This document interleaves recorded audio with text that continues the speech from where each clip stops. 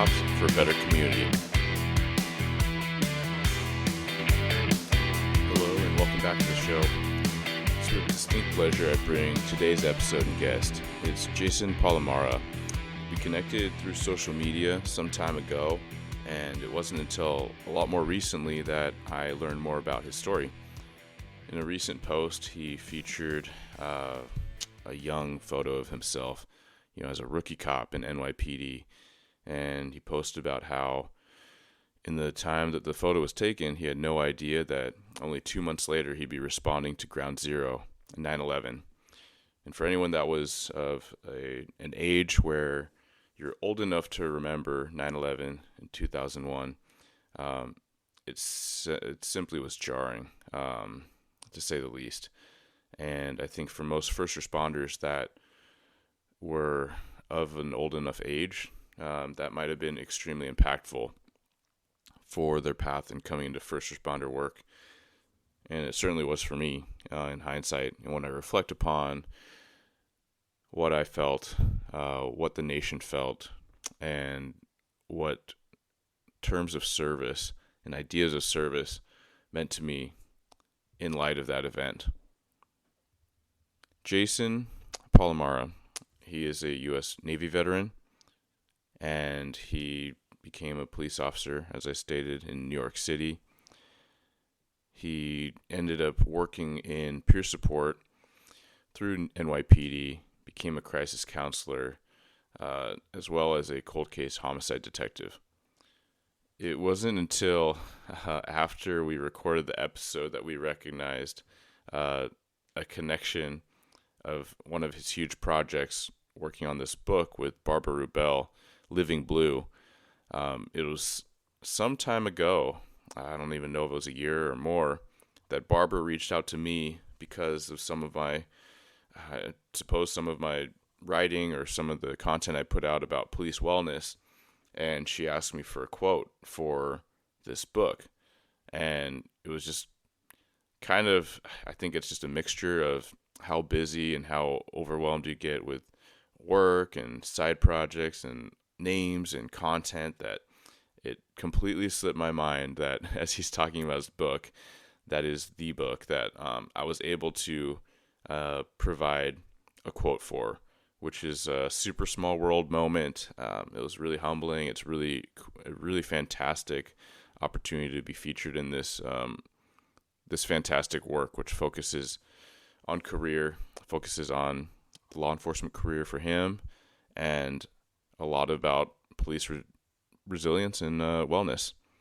So in this episode, you're going to hear more about Jason himself. You're going to hear about his experiences and some of the work he's been doing. All right, welcome back. This is your host, Eric, and joining me today, Jason Palamara. How you doing, Jason? Good, brother. How are you?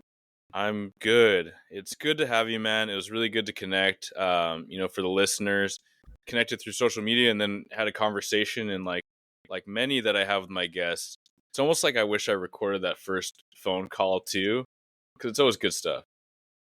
Yeah, absolutely. And it's indicative of our culture, right? Like you can be on the phone for a minute, having just met, and feel like you've known the person forever, right? It's a beautiful thing about our tribe. Yeah, and that's the law enforcement tribe, and I think that I'm trying to lean into the positives of social media as with the content and with Blue Grit. It's it's a lot more than I'd love to be on my phone, but at the same time, trying to quiet or ignore the negative noise.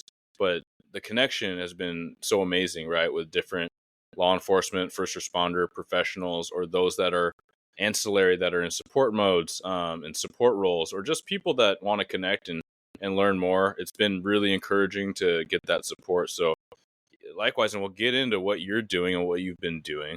But yeah, really appreciate that we can connect, a dude from New York and me being all the way from Seattle area. Yeah, doesn't matter the distance, right? We're all in the same job. We just look at the different uniforms.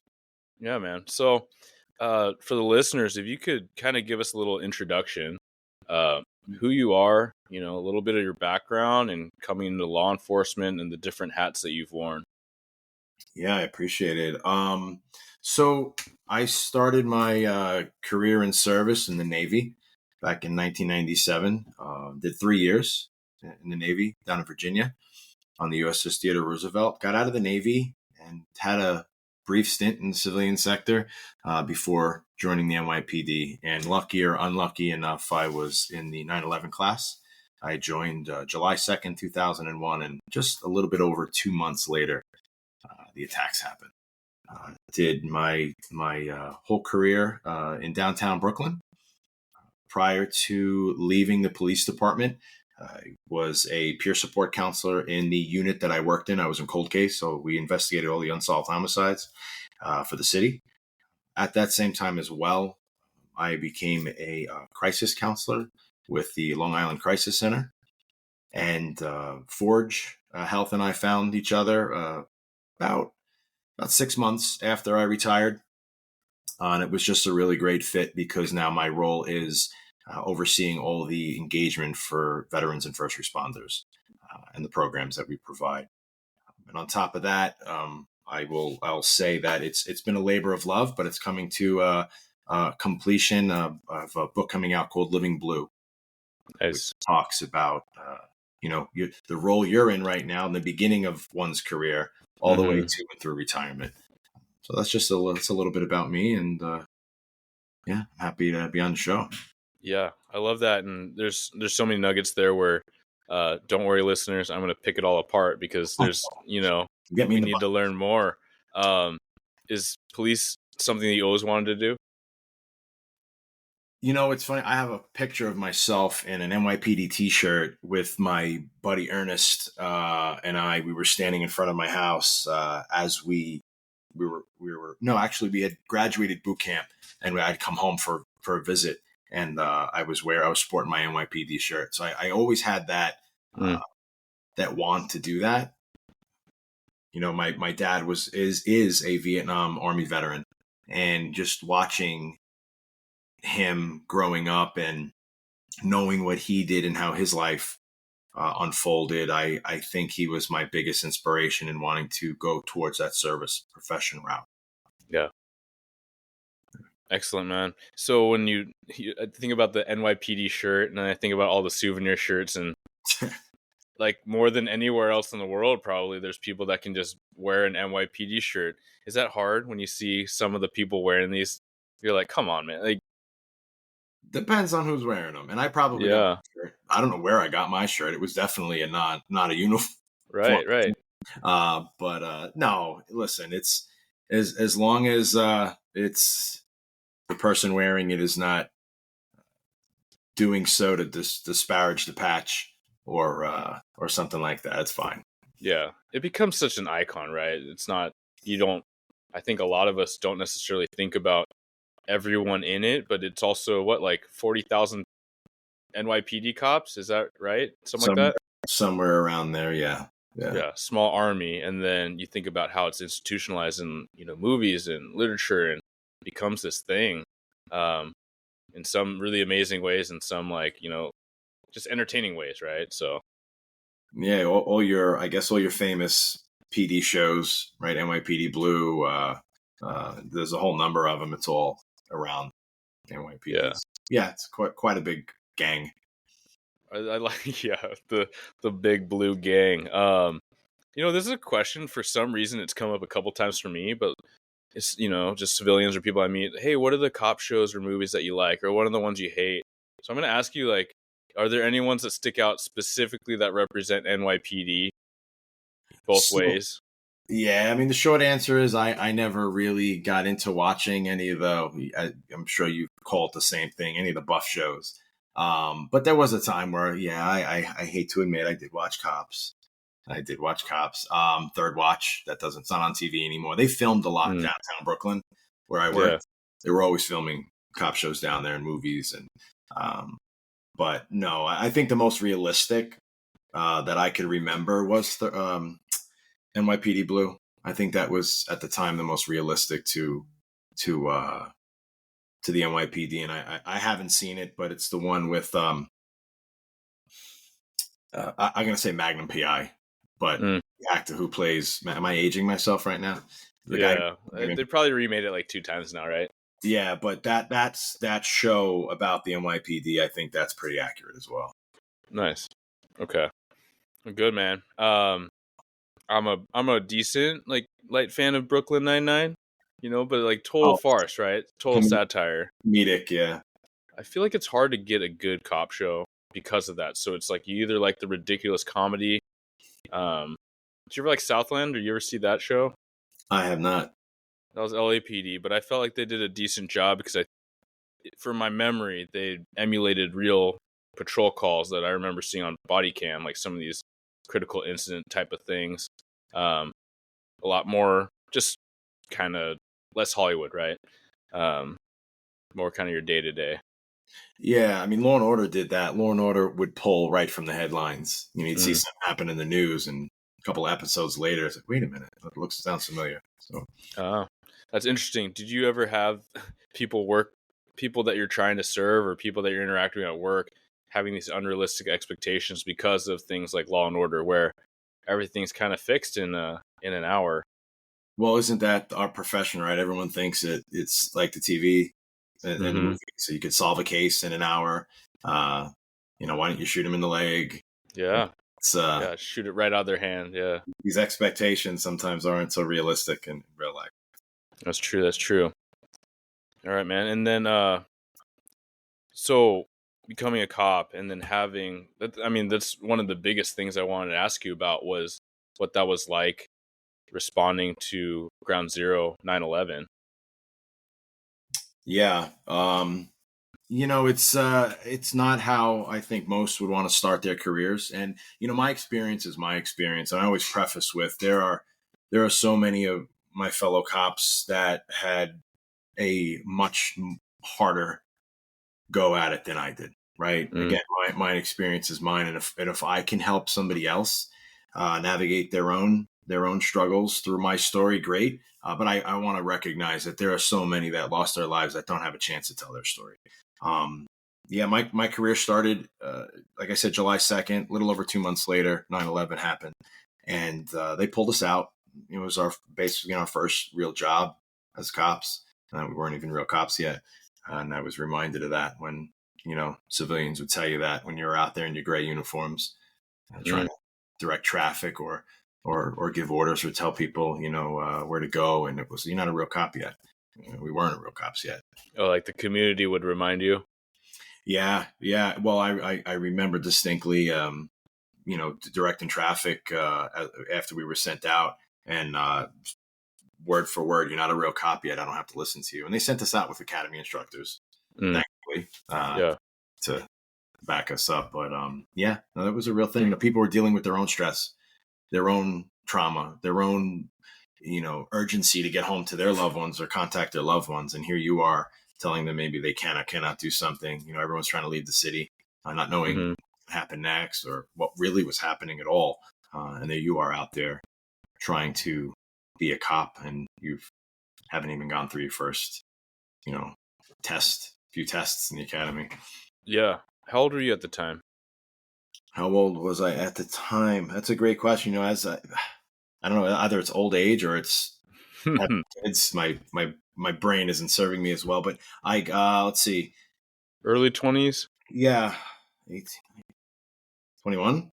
Yeah. Maybe. Okay. Yeah. And part of why I ask is, you talk about being a trainee and people calling you out and say, hey, who are you to tell me what to do? They see the uniform, they know what it means, it's their town. At the same time, and just having conversations, in my vein of being, in hiring new cops. But I remember being a 21, 22-year-old on the job. You're trying to tell people what to do. You're trying to tell people how to live their lives, how to not put themselves in these situations that involves the police. And then, in so many ways, I feel like, who was I to say that? I had lived very little life compared to some of these people with their hardship and their struggles. Is that something that you've reflected on? Yeah, I had never, the academy was on 20th Street between 2nd and 3rd Avenue in Manhattan. Maybe I was in Manhattan a handful of times as a kid. I had never been down to Ground Zero. That's the World Trade Center, excuse me. Yeah. Before the attacks. I didn't know my way around. So now Interesting. we're Yeah. out there and having to navigate the city, which I had no familiarity with, and now exerting authority that was given to me only 2 months prior. Mm-hmm. It was a lot. It was a lot for a kid. I was a kid. Yeah. All I kids. feel that way. Yeah, I say that too, right? We hire a couple in their early 20s, but I remind them, intentionally tell them, hey, you are few and far between. There's not a lot of 21, 23-year-olds I would hire. I thought I was pretty squared away at 21, but even then I look back and I don't know how I feel about, like, I feel better about the people I'm hiring at that age than I do looking back at myself and how immature I was in certain ways. It's almost like you're a conscript, right? Like, they're just like, oh, there's the need. I appreciate that you got to pivot and you have all these, all this manpower, and put them to work, and you guys worked. Yeah, I mean, we're always just self-critical, right? I mean, we look back on how we were or what we were thinking at that time, but then there's also the flip side of the coin where maybe it's good that they're a little younger, that we're a little young coming on the job, and we're not so set in our ways, and we're a bit more moldable and impressionable, hopefully, and with the right information, the right education, the right examples. That's the key, right? Like, do you have the right inputs? Do you have the right influences? Because that, whether it's positivity or toxicity, and we were just talking about that before the recording started.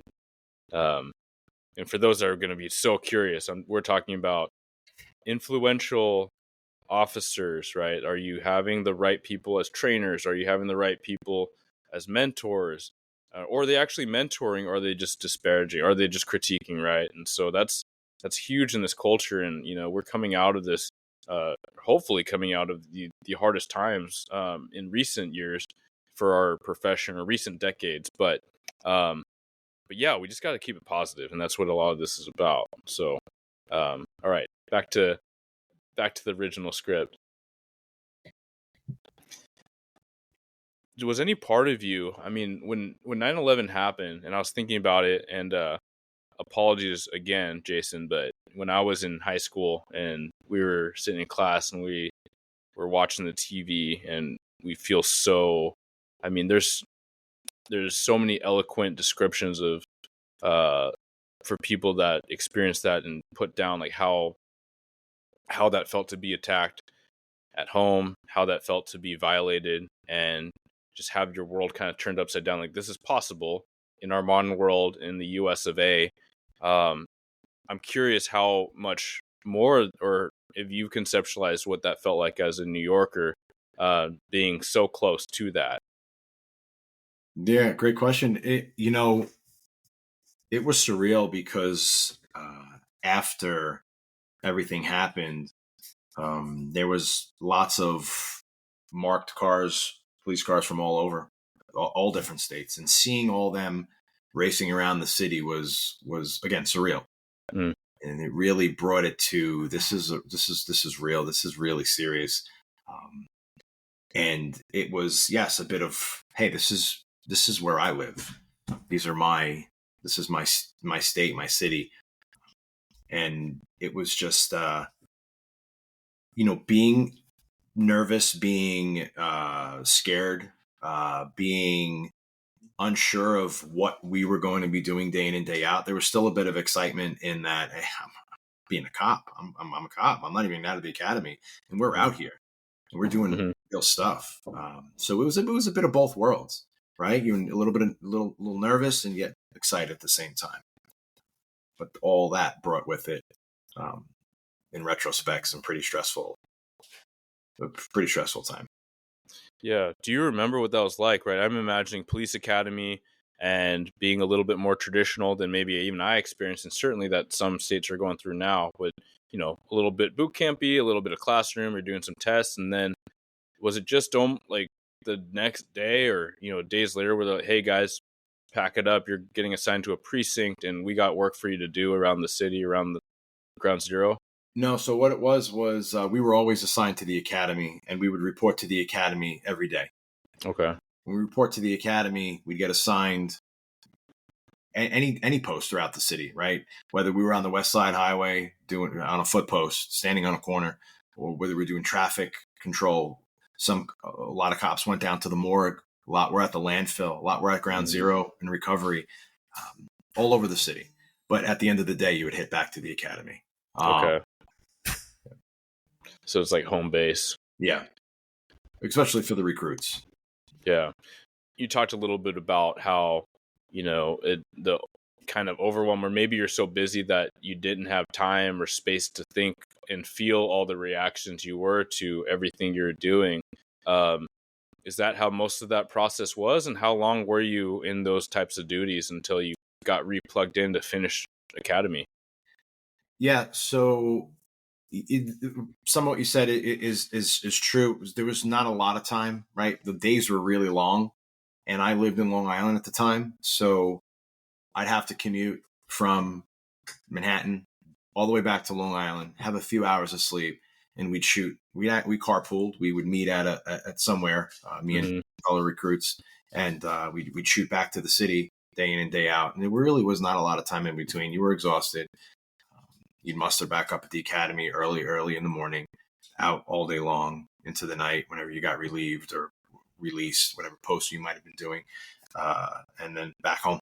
So there wasn't a lot of time. There wasn't a lot of time to really, at least from my memory, there wasn't a lot of time to really sit and reflect.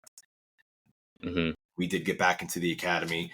I was asked this a few times recently, and I really don't. I was looking for my memo book. You listeners can't see it, but that's my memo book from the there it is, from the police academy when I was during 9/11. I think it was about a month where we were out there, and then right back to the academy, right back to classroom instruction, and we graduated. I think it was 9 months, our academy. Okay. Do you, with your peer support crisis counselor background, is there something that, looking back, you're like, man, this would have been really helpful for my recruit class as far as like a debrief, critical incident kind of thing, because you're responding in that disaster zone? Brother, there was none of that. Mm. There was absolutely none of that. Not that I experienced, or that the people I knew experienced, other recruits I knew experienced. None of it. Absolutely nothing. We'd get back. They'd sign our overtime slips. Home we went, back to work the next day. There was no critical incident stress management. There was no debriefing. There was no, hey, let's talk about what we did today. How do you feel? Zero. Mm-hmm. It was very different then. Very different. Yeah.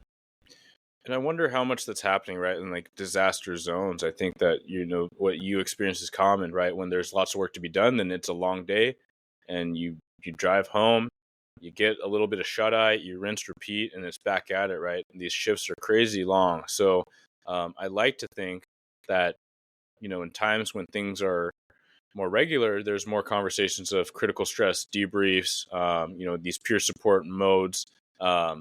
But I think that's a good reminder, right? That when you're in the thick of it, that's the time where you probably need it the most. And so recognize that help. Just a little shout out to agencies that do a good job for their neighbors. Maybe they just say, hey, this happened to you guys. We're here for peer support. We're going to start deploying, and kind of co-op that whole collaborative process. Yeah. I can speak to the NYPD. And what they're doing now, I wish was done when I was in the academy. The employee assistance unit, the peer support program that they have going now is a beautiful thing.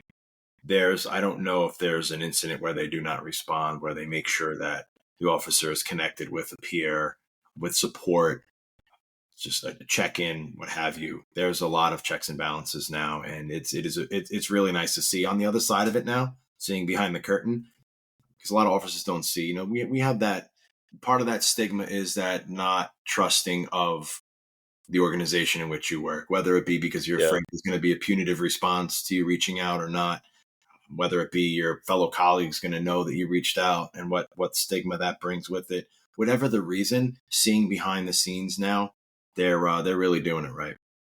Yeah. I love to hear that, right? It shows growth. It shows progression, people abandoning the old stigmas. I love it when people that have been in the industry can vouch, right? So the younger people, right, those coming in or those, mid-career like me, if you're not sold on the power and the benefits of these different resources, like, please listen, like, trust the experience of those ahead of you. Because there's even, there's a lot of people of, the more senior groups that are very still apprehensive, right? Or maybe even your own peer group, or maybe even a brand new guy or gal that's just kind of standoffish. And that's one of my main purposes in doing all this and having these conversations is to say, hey, take it from the word of someone that experienced a career without and experienced or can see a career with. And so many more people that are coming out or are retired, you will keep, beating the drum saying, I wish we had more of this, and where the direction where things are going with regular mental health visits or regular peer support drop-ins, like, that's extremely beneficial. So I appreciate all your insight on that. Yeah, I mean, it's not a matter of if you're going to experience a traumatic incident or if you're going to be in a stressful situation, what have you. It's just when. Mm-hmm. And if there's from day one the conversation, hey, listen, this is what it's going to sound like, smell like, feel like, right? And these are ways that you can identify it, which is the first step. Or knowing what it is, name it and shame it. Okay, I know what this is. I remember the training about this. I remember how this could be experienced. Here, I know now ways that I can help mitigate that. Whatever works for you. Maybe it's yoga. Maybe it's equine therapy. Maybe it's talk therapy. Maybe it's peer support. Different strokes for different folks, right? But Mm-hmm. having that from day one, we talk about prevention, where nobody talks about inoculation, right? Nobody talks about let's get ahead of it before it even happens. Yeah. What it looks like. And just something else that I just don't. It's okay. We like dogs. Yeah, sorry about that. I don't want to fail to mention this is for your new recruits, for your new officers, for every new cop out there. It's important to maintain your friendships outside of the police department. Yeah, I love that. Because when you go through a career of 20 years, 30 years, 40 years in some cases, my partner retired with 40 years, you identify with as that, right? But you are a human being first. And having outside influences and experiences and advice outside of this world this Leo world is very important. Very important. Yeah, that's critical. This job, I don't like saying it's just a job, but it is a job, and it should not be all of us, right? You were a person before you came in, and hopefully you're a better person for a lot of reasons. But yeah, for sure, there's a lot of baggage and a lot of scars, mental, physical, and that's not anything to be ashamed of. That's just part of the job, right? I think most of us are wise enough to recognize that there's going to be an impact, but let's make sure that we can curb it the right way, and we accept the help, and we provide the resources. But at the same time, all these things that make you that aren't police, and hopefully there's a lot of them, like, we need to lean into those and make sure we accommodate those, we water those relationships and those hobbies and those pursuits, because yeah, we don't get to choose how long we do this job sometimes. No, sometimes you just bring up a really good point. It's great when you can get to retirement and retire on your own terms, but sometimes it's not on your own terms. Sometimes there's an injury that forces you to leave this job that you love before you're ready, and that's stressful too. And for that reason, it's important to have stuff outside of this, right? And you could love this. I loved being a detective in cold case. I absolutely loved it. I don't know if there's going to be anything that's going to be as exciting as that, but it wasn't my everything. And when it came time to retire, it's helpful to have those outside influences to help guide you in your next part of your journey, where you don't feel that sense of loss. That's a whole other conversation about retirement and the stress that brings. Yeah, absolutely. So before we get too far away from, your experiences responding to 9/11, we were talking about how when you're in the moment, you're just kind of too tired and too busy to talk about it or process it. And then there weren't the peer support types of programs back then. was it something that ever came to hit you later in reflection? Oh, absolutely. This might sound, strange, but it really towards the end of my career, um, did I start to really reflect back on that time for both good and bad, in good and bad ways. I was, my wife and I were it was a new relationship at that time, and it really brought us closer. Mm. That time, that experience together, it brought us closer. We just celebrated 20 years Congrats. to survive the military and 20 years in the police department. That's a feat in and of itself. No But kidding. it was a benefit in most ways. But I look back on what I went through mentally and emotionally then, and the years that followed. And it would have been great to have learned and known a lot of what I know now. Mm. I always say I wouldn't want to repeat any of that, but I'm really appreciative for it because I'm here because of those difficult times. And that's it. The cops, we go through difficult times, and they can either make or break you. And that's where we find that growth. We talk about growth all the time. Oh, grow, post-traumatic growth. But Hmm. that growth happens. We can't forget when it's bad. That's when the growth is good, when it's bad. So you need that bad to really get that, to build that resilience. Yeah. It's to build things up, they often have to get weaker, right? And we think about working out, right? Tearing the muscle, right? And you need to have that tear before it gets bigger. It doesn't, your muscles just don't grow without resistance and without some trauma, right? Micro trauma and that tearing. So I think that's a good metaphor for a lot of those that focus on health and try to conceptualize, okay, there is this growth aspect, but it has to come from something. Like something has to be the catalyst. Brother, I'm not as fit as you. I saw you doing push-ups in full gun belt and uniform on social media. Oh, yeah. I'm Pretty getting, yeah. but no, you're right. It's you are you going to let that tear cripple you? Hmm. And for a time, I felt crippled in my world because of a culmination of things. But that's when you have to say, what don't I know? What don't I know? What can I learn from this? Who am I surrounding myself with? What am I doing? Is it making me a better version of myself? Hmm. You know, um, it's not easy, but that's why it's important. Everyone says ask for help. It's real easy to sling that phrase around. It's not so easy to actually do, and sometimes we don't even know we need that help as cops. We might need it, but might not know that we need it or how to ask for it. So conversations like this are what helps spread that knowledge. Yeah, absolutely. And I think what started this thought was back at the beginning or towards the beginning of this podcast, you were talking about 9/11, but you wanted to speak to your experience of it, right? You said, hey, my experience is my own. But then even as like the last part of the conversation, it had me generating that thought combined with this, I wish I knew now what or wish I knew then what I know now as far as resources.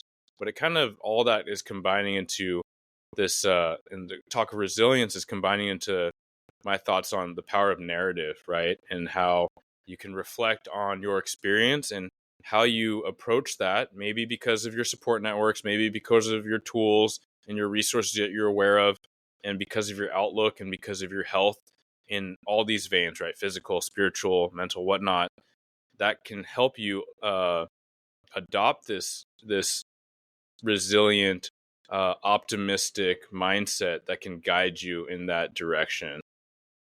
Yeah, absolutely. Like we were referring to, it's my experience, and it's the power of sharing your story through podcasts, through reading somebody else's words and experience, through hearing somebody's story at a conference, whatever it might be.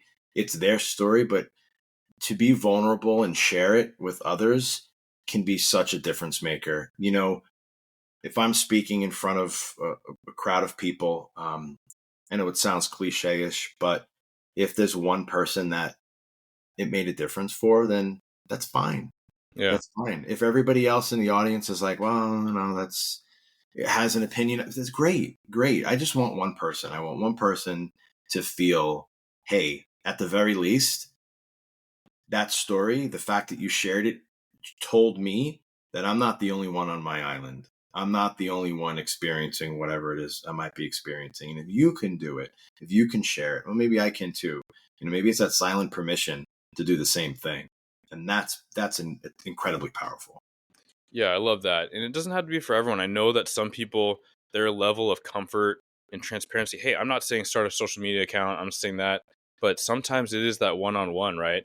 I think any good team member knows how to be a good peer and a good support system, whether or not you are a quote unquote peer support person. So that's what I'm about, is preaching to my team and those that listen, other agencies, hey, it's about a culture of peer support. It doesn't mean everyone needs to be peer support trained or CISM trained. It's just to say, care about your people and check on them, right? And they'll do the same for you. And everyone's got battle buddies, whether you're in first responder land or you're just college buddies or something like that, right? You're just checking on people and making sure they're okay. And that's so simple, but it's really low hanging simple fruit, but it's so powerful, just that level. So I love when you say, hey, you can give a speech and connect with one person. I mean, whether it's cliche or cheesy, it's true, and we have to recognize the power of that. If someone is struggling, and just you being able to share your story, whether it's with one person or 200, it's worth it, right? Because these are lives that we're talking about. Yeah, and listen. I have no problem telling you, I get nervous every time. I get nervous every time, but that nervousness, that uncomfortable feeling, tells me that there's good on the other side of it. That it's good. So Yeah, I like to say, you have to get uncomfortable to get comfortable, and that's where the juice happens. yeah, So sometimes getting vulnerable and sharing or asking for help is very vulnerable, and it's we don't like to listen. We like to, we're the protectors, we solve problems, we have the answers, and when we don't have them, that's uncomfortable. And now you have to hmm make that next step and actually tell somebody that and say, hey, can you help me? yeah, That's a big ask. It's a big hurdle. yeah, absolutely. And what you said even about being nervous before, whether anyone believes it or not, I'm very much a natural introvert, right? This social media community engagement, that was not my cup of tea. Through my whole career, I would have never admitted that I could be a recruiter or be on Facebook doing, all this, or Instagram. But I got inspired and motivated by others who have come before me who are doing it in a bigger way. I got very inspired and motivated by a buddy that I lost in the line of duty, that was very much the community guy, very much the goofball that would love to, shake hands, kiss babies, and be on camera. And I'm like, if I can do a little bit of that to help bridge this gap or help destigmatize mental health awareness and help, then I'm down for it, right? And so I love that you are courageous enough to say, yeah, I get nervous. But even in the power of narrative, I love this podcast, or this little bit I heard, which was, I believe she was a professor, but she was just saying, hey, like, nerves, that adrenaline, like, how you think about that could be, oh my gosh, this is fear response, this is stress, not good, run. Or they should be say, hey, I got some flutters because this matters, because I'm excited, because I know the value and I don't want to mess it up. I won't, but I know that there's stuff riding on here, and I know that there's a lot of good that can come from this. So I just love how we can repackage something like that, and we can also repackage potentially something really rough that we went through, not to mask over it. And I'm curious if you have thoughts on that, but just to say, hey, I came out stronger because of this, and I have these lessons learned, and now I can take those lessons for myself in future circumstances. I can take those lessons for myself, for my family, and for those I work with. Um, yeah, just kind of pay it forward and make more good out of it. I love that, and I'll follow that with, we're going to make mistakes, and if we go through our careers thinking, and I'm going to try not to fail, it's okay. You're going to, because if you come in as an expert, good for you, but that's not reality, right? Mm-hmm. We're you come in as a new copy, is a lot to learn. You're not you don't have time on the job day one. So know that you're going to fail, but like John Maxwell says, fail forward. As long Mm-hmm. as you have forward momentum, fail first, fail often, but are you learning from it? And those failures, I just said this to somebody today. We try to forget them. We try to forget our past. We try to forget our mistakes, our missteps. I like to just keep them with me where they continue to teach me over and over again. Not close enough where it's going to bury me, suffocate me, and overwhelm me and halt me from moving forward, but close enough where they continue to still teach me. And then I just push them back in line. And when I need them for another stressful situation, I'll use a lesson, right? Because I'm never going to be able to forget them or get rid of them. They're there, they happen, right? But you can move on and still use them to your benefit. Yeah, I love that visualization, right? You're putting them back in line. You're not, you know, shoving them under a carpet or throwing them in the back of the closet. You're not ignoring. You're almost filing them. Like, hey, this is a tool. When the time's right, I'm gonna pull this bad boy back out, reaffirm out that lesson, or learn a new lesson from it. Or I share think it. that's a great way to visualize it. Yeah. Uh, Yeah, like that, man. So what got you you were working cold cases.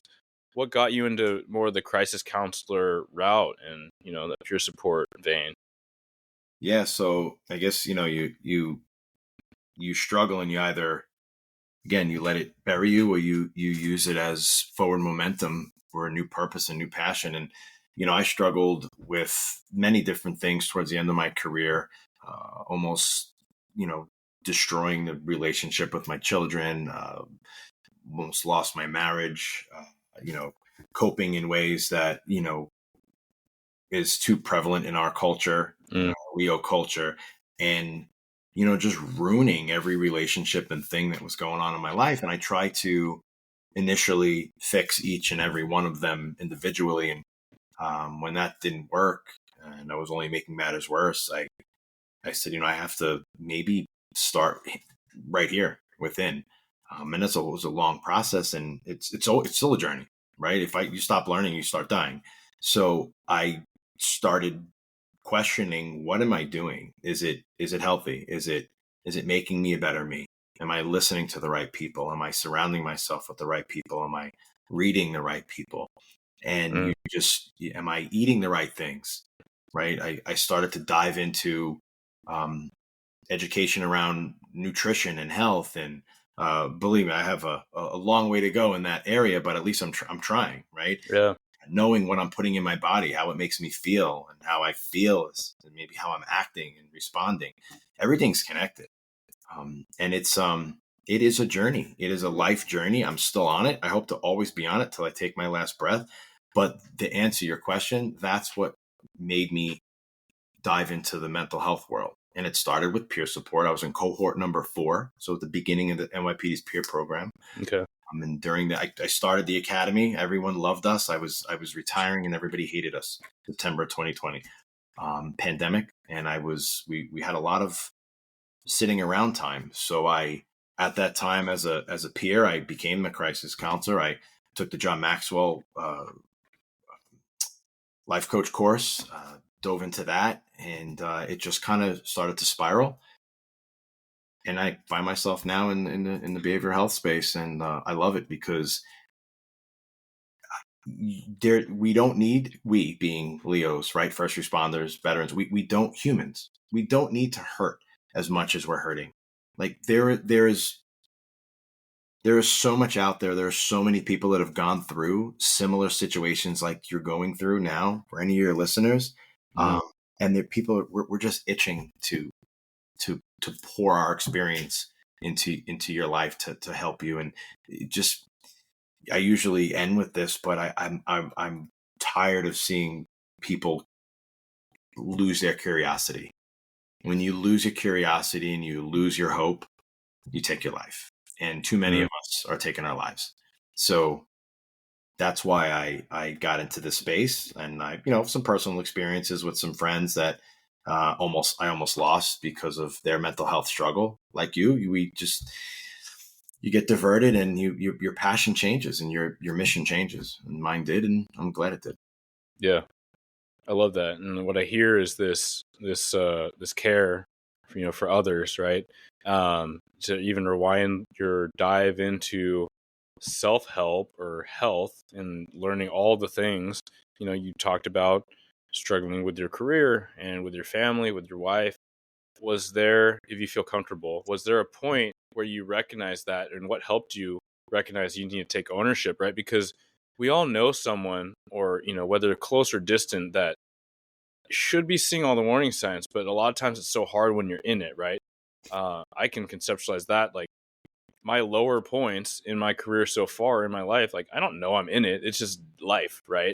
It takes someone to call it out. And luckily, hopefully, that's my low point, is relatively early, where I didn't have a wife and kids. But I had buddies that they saw me changing, and they saw me changing in this bad direction. And they called me out. And I cite that a lot, and I remind them to remind me if I ever get close to that. My wife knows the same deal. I'm like, hey, I you need to pull the punches and tell me when I'm not right, when I'm not going down a good path. And I need to really reevaluate things, and maybe reevaluate this career if it happens. I hope not, right? But I hope I have the things in place now. But what did that look like for you? Yeah. So two things. One, you ask about, was there a point? And whenever asked that question, I go right back to something that just stands out in my mind as that moment. And it was one of many arguments that I had with my wife at that time. And she was sitting on the couch, and she turned to her right, and I was standing up. She was sitting down, and she said she was done. And that happened before, but this time it sliced right through me. And I felt frozen in time. Like, no, she really means it. And if I don't do something, I'm going to lose everything. I'm going to lose her. I'm going to lose the family. It's done. So I need to be a man, and I need to start making some changes. So for me, that was the point right there. And then I had an experience with a very dear friend of mine who expressed some thoughts of self-harm, that he comments that made me think he was thinking of taking his life. And I was stuck between saying something, and he was a supervisor in the job, and saying something and losing his friendship, or not saying anything and losing him. Just, to summarize it, I had to say something. And he stopped talking to me for quite some time, but he was alive.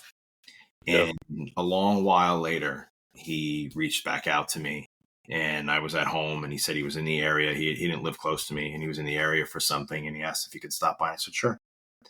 Long story short, we wound up reconnecting. He apologized for cutting me out of his life, thanking me for still inviting him back in without questions asked. But it was a scary point. And at that point, when it had started and was going on, I didn't want to see anybody else hurt like that. So it really it started the curiosity as to, what more can I do? What more can I learn in this space? I didn't know anything about this space, the mental health space. So those two situations really started my trajectory towards change and towards wanting to dive into the help space. Yeah. I love that. What a powerful story, right? And there's so many nuggets to pull from that. But, even to rewind a little bit, where you recognize the interconnectedness of things, right? Everything's connected. So healthy body, healthy mind, healthy spirit, healthy family, healthy work life. But I applaud you for doing what we know in hindsight, when we know it's not our friend or our person. And you're like, yeah, you got to say something. But your story is not uncommon, right? To include the anger from the other party, and the distancing or the severed relationship. I've heard that too. But in your heart of hearts, you have to know that. And it's great in your circumstance where it all came around and was mended. But of course, you don't have shame or blame towards your friend. And it's so great to hear that it might have taken some time, and that's a non-judgmental moment, right? And a circumstance that's super heavy for so many reasons, but it's fantastic that he was able to come back around too. Yeah. No, it was. It wasn't an easy time, and it really it was tough. Yeah. So we're getting into crisis counselor work, and you're still a detective, correct? So I was a detective. I started volunteering at the crisis center, and then took their crisis counselor course. And we answer probably about 5 or 6 different hotlines, one of which 988. Um, so yeah. Okay. What was the training like, or the curriculum? How long was it, for those that might be thinking, hey, that's a exciting route I want to take as far as serving our community? So a couple of things to answer that. One, I encourage any cop to explore taking training like that, whether it's mental health first aid or crisis counsel or CISM training or peer support, any number of things, because what it does is it really helps you step into the place of the people you deal with every day on the street, right? We can get lost in that authoritative position. But when you start to connect with people on a crisis line or in a peer level or in a debrief, it's a different dynamic, right? Mm, During crisis training, I remember there was a mock of a jumper, and it was just the instructor standing on a chair on the stage, right? But it was the role play of she was about to jump off the bridge, and it was my turn to be the crisis counselor, yeah. and it was so real and so powerful. Wait a minute, I'm a veteran of the police department. I'm nervous looking at this woman standing on a chair on a stage, right? Hmm. It really puts you in that role. It's we're all human and we're all hurt. So I think that these types of trainings are so important for cops, young cops. It'll help you be a better officer. It really will. Um, but what was it like for me? It was stuff like that. It was a couple of days of training. We had role plays, mock situations. We learned at the time it was called assist, which is applied suicide intervention skills training. I don't know if they still call it assist today. Um, the mental health first aid, how to, active listening skills and all of that stuff, that really, really opens your mind to how you speak and how you listen. And one of my counselor trainers told me that you're going to talk differently when you're done, and people are going to notice that you talk differently. And I've been told that before. I don't think so, but I've been told that before because you have a different lens you're looking through now. Sure. Yeah, I love that. I love it for several reasons, right? To encourage that training for anybody, I think is huge, right? There was a stint where, after I went through, peer support training, I didn't think a whole lot of it. I was like, cool, peer support training, and then now I know how to connect or what to look out for. A lot of it was kind of things that and additions to that curriculum. But then when I became a sergeant, and the way I wanted to check in with all my people over their goals, over their lives, and there's usually a turning point when I sit down with my people. I'm like, hey, this part's kind of, you want to go there with me or not, but I want to talk about, your personal life. Like, are there things I can help you with? Do you have personal goals outside of these walls that I can help with? And how's your work-life balance? Things like that. It occurred to me, man, I think all sergeants should go, all supervisors should have peer support training, right? If you're going to notice something's up with someone, it's going to be your people. And what kind of boss are you if you don't have any idea that something's off? You should be checking in with these people daily, right? Yeah, it doesn't take much work to get to know your people. And I mean, listen, we can have a whole conversation about leadership or lack thereof in police departments, but um, it doesn't take you much. You can set an alert on your phone with all your people's birthdays, right? Let it remind you for you. Mm-hmm. Hey, Bill, whomever, like, hey, happy birthday. It's just that simple. Hey, he remembered my birthday. No, he didn't. I mean, he was reminded by his phone, but it's Still, still it's the intent. Yeah. the intent. Yeah. He took the time to do that. Maybe you have a squad of 10, 15 people, what have you. Take the time to do that. Log it all in your phone So you're intentional about wanting to connect with your people. It's Mhm. there's the simple things you can do to show you care. Yeah. Yeah. And even if you're not that person, it's like, hey, just how you doing? But not just like the cursory, how like the small talk in the hallway and they're just ready to break eye contact and move on. Like, no, really check on them.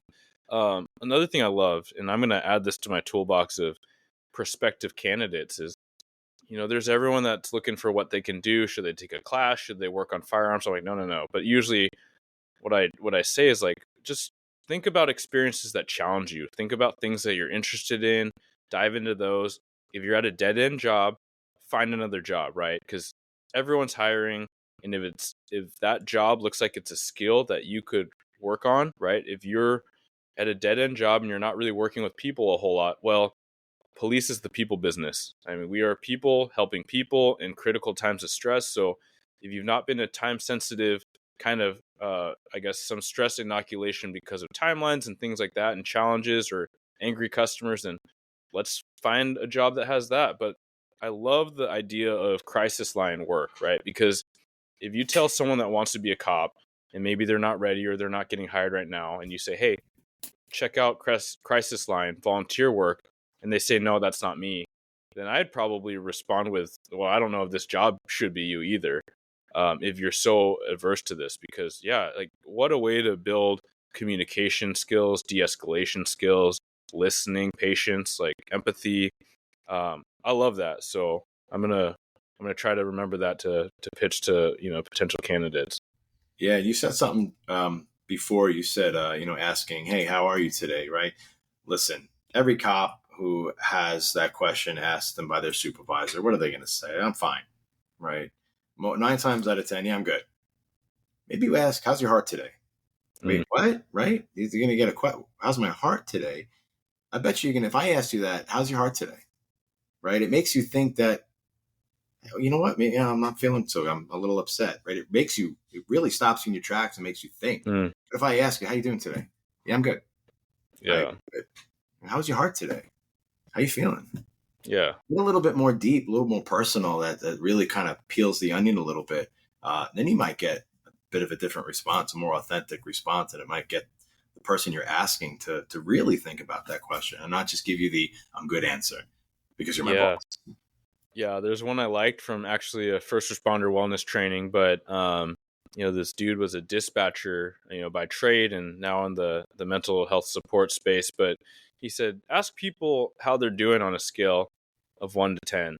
They have to pick a score, right? And so, if they say like 10, like hesitantly, it's BS. They know it's BS, right?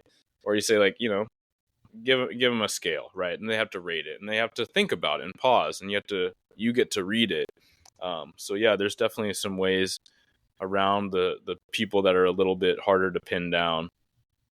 Listen, we're cops, right? We are investigative by nature. We we can do these things. We do them well.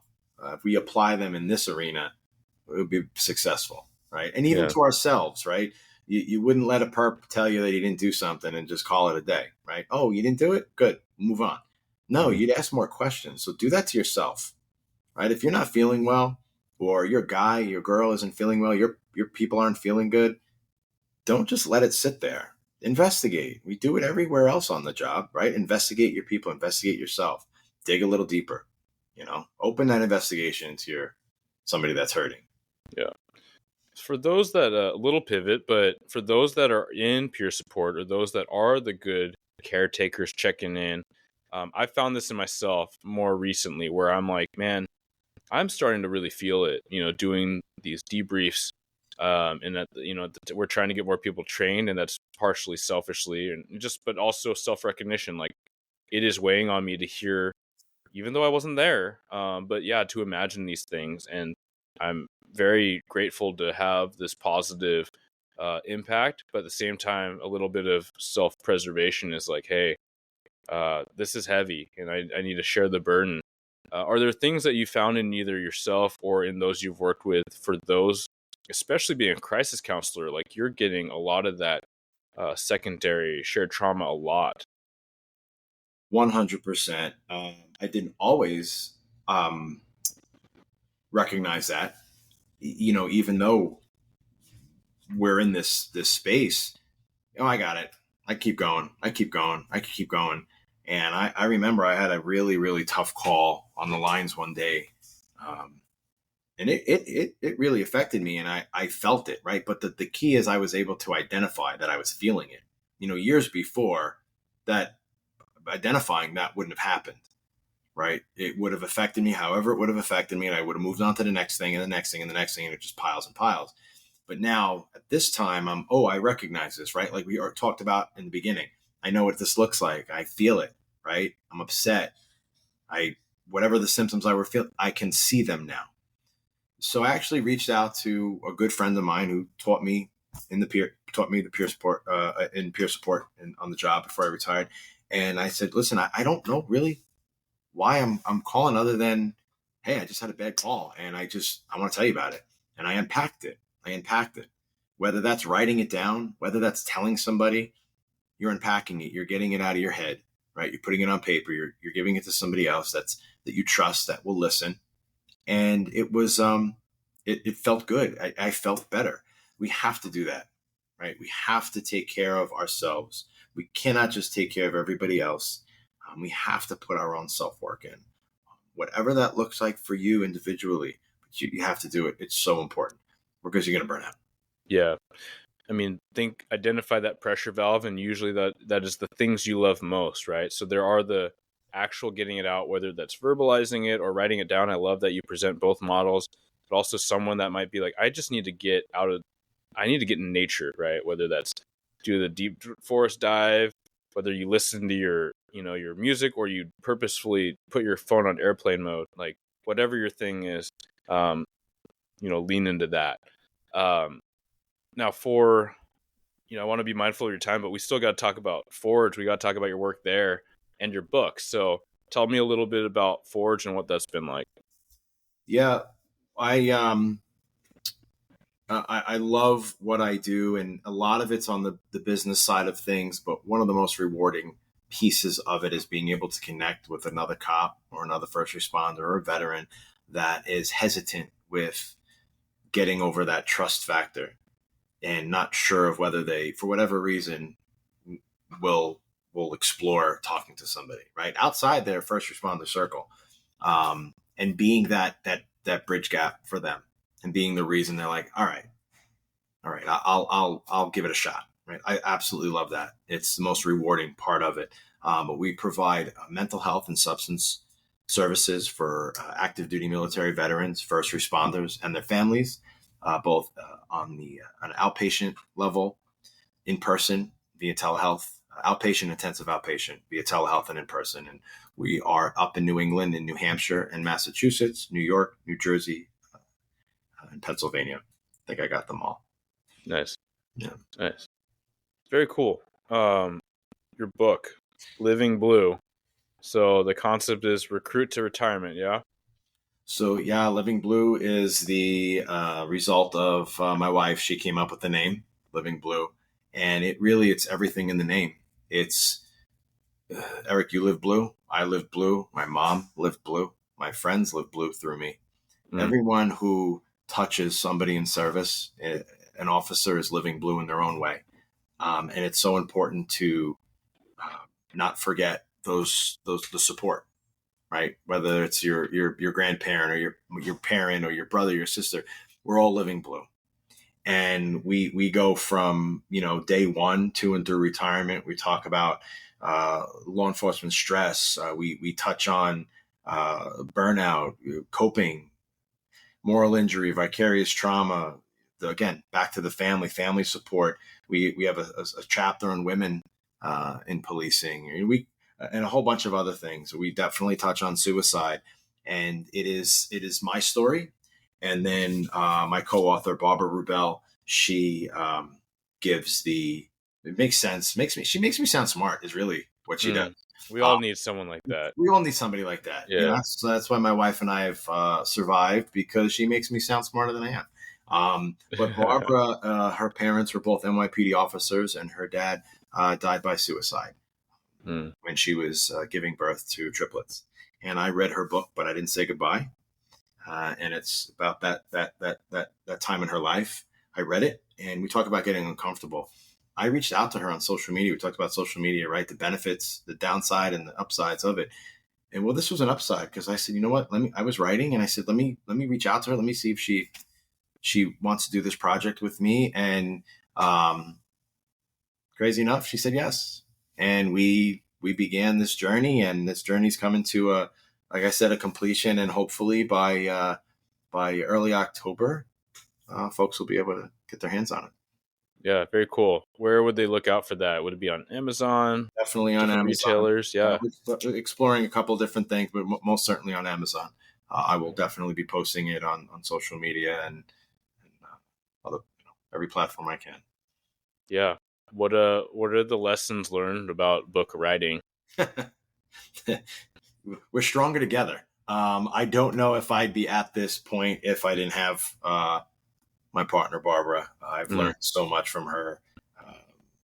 I'm very fortunate, very grateful to have somebody that trusted enough in my abilities and took a chance, just took a shot.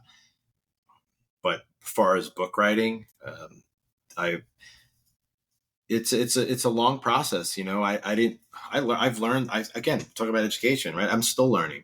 I didn't know there were multiple types of editors, right? The design process, it's in depth. And if you want to do it right, it takes time. It's not just, let me just throw, I had, my thoughts on paper, right? I wrote, that sounds great. But boy, that's going to change multiple times.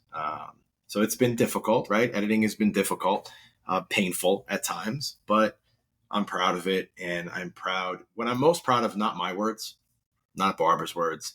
We have over 50 contributors in that book, from commissioners down to rank and file, right? We have over 50 people and their advice and their wisdom that we're using the book as a platform for them to speak. This is not just our book now. It's everybody's book from departments all over the U.S. And so folks are going to be able to read their words too, which I'm just so excited about. It's everybody's project at this point.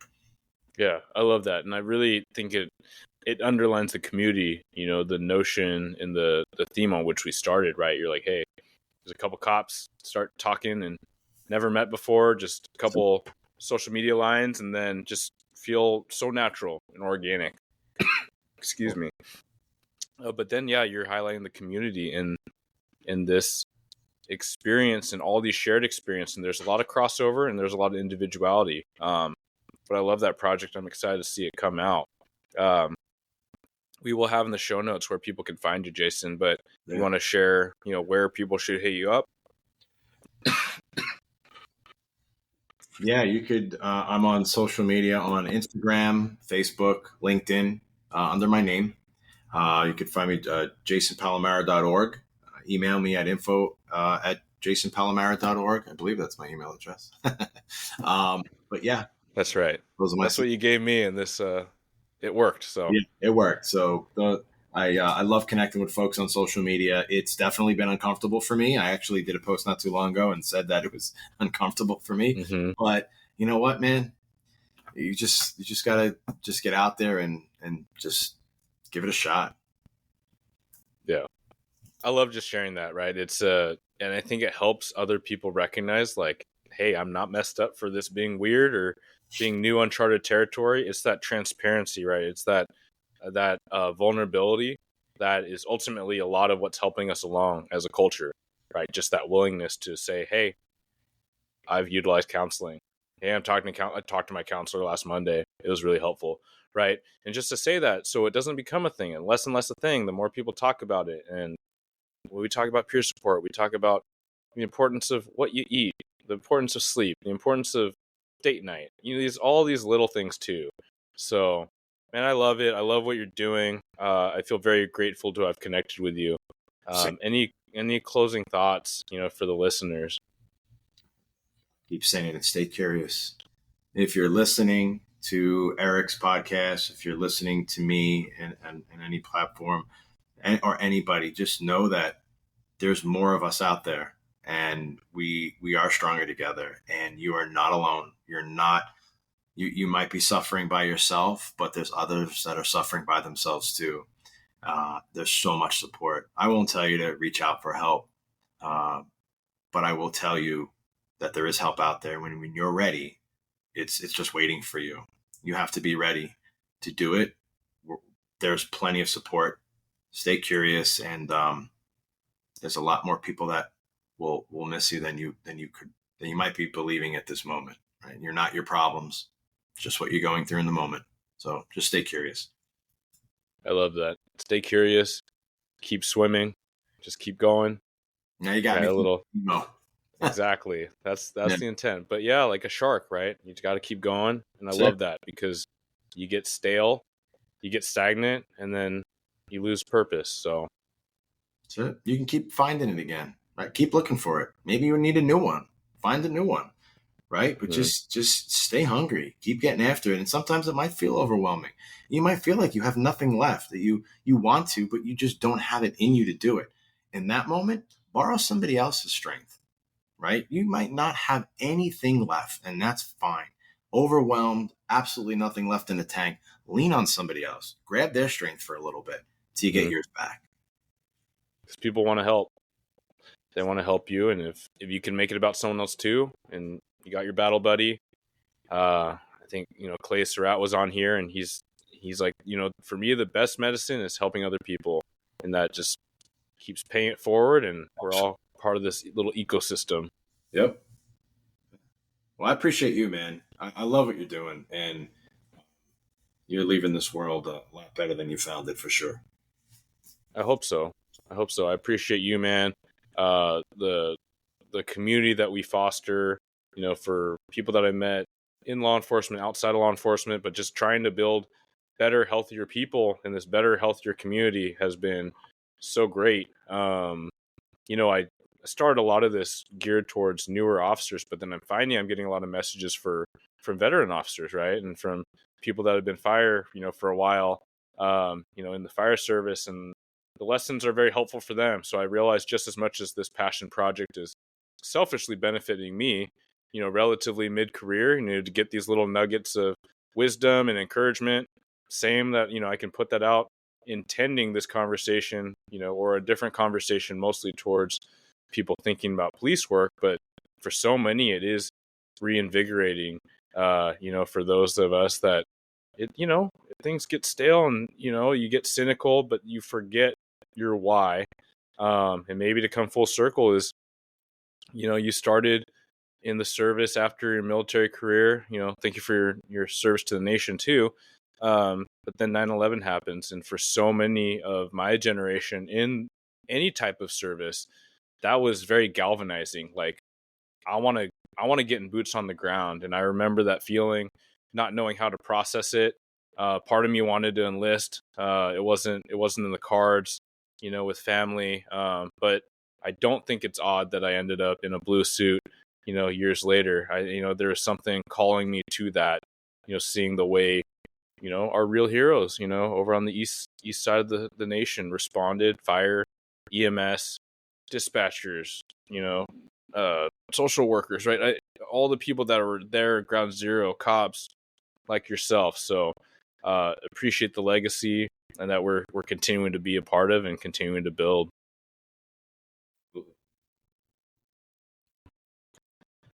With Forge. And without further ado, my conversation with Jason Palamara.